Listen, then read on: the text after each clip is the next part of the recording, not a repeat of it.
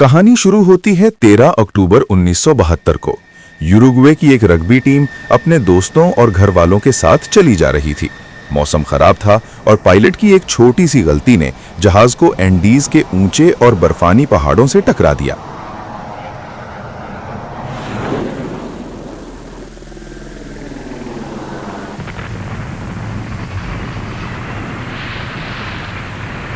Crash के बाद सिर्फ 28 लोग जिंदा बचे।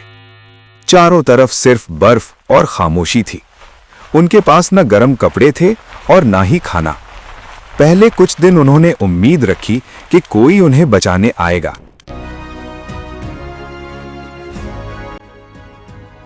10 दिन गुजर गए।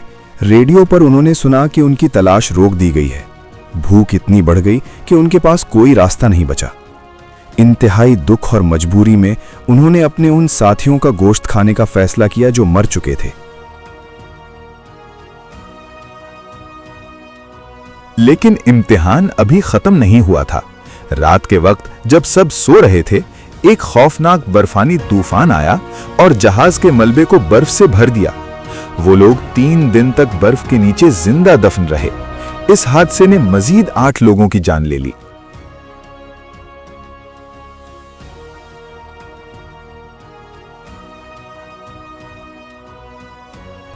उन्होंने जहाज के टूटे हुए हिस्सों से पानी गर्म करने के लिए इंस्ट्रूमेंट्स बनाए।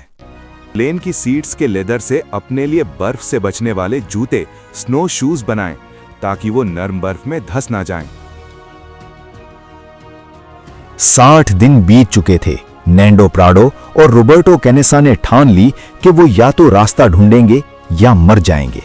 बगैर किसी गियर के उन्होंने 17,000 फीट ऊंचे पहाड़ पर चढ़ाई की। 10 दिन तक लगातार चलने के बाद उन्हें एक नदी के किनारे एक चरवाहा मिला।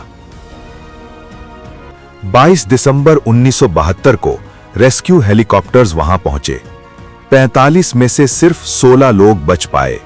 दुनिया हैरान थी कि ये लोग कैसे जिंदा रहे। आज भी ये दास्तान इंसानी जज्बे और तकदीर की सबसे बड़ी मिसाल मानी जाती है। दोस्तों, ये थी एंडीज के पहाड़ों में छुपी वो कहानी जिसने दुनिया को दिखा दिया कि इंसानी अज़्म और हिम्मत की कोई हद नहीं होती।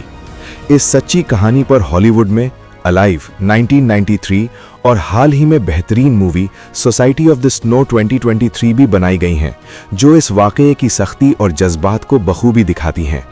अगर आप ऐसी ही मज़ीद सच्ची कहानियाँ और दिलचस्प हक़ाइक़ देखना चाहते हैं तो हमारे चैनल को सब्सक्राइब करना ना भूलें और बेल आइकन को ज़रूर दबाएं ताकि हर नई मिस्ट्री आप तक सबसे पहले पहुंचे।